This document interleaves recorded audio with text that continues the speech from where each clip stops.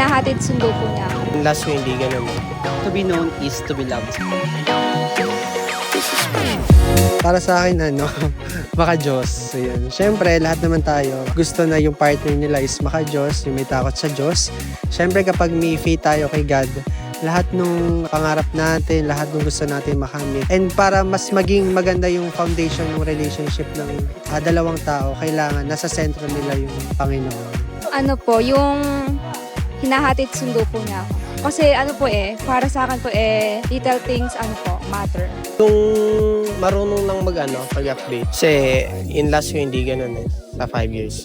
Walang ganun. Kasi may nangyari kasing cheating nun, kaya yung gusto ko yung ganun. Po, of course, maka-Diyos. Hindi mawawala. Magalang, marespeto, and also, mabait. At saka, family-oriented. Sa magiging una kong boyfriend dyan. Gusto ko yung he knows the importance of small things. Kasi naniniwala ako na to be known is to be loved. Siguro syempre yung maging honest siya sa akin, tapos maging consistent siya sa mga sinasabi niya tsaka sa mga ginagawa niya. Kasi syempre, kung ano yung una mong pinapakita sa kanya or sinasabi, dapat ganun ka din hanggang dulo, maging consistent ka.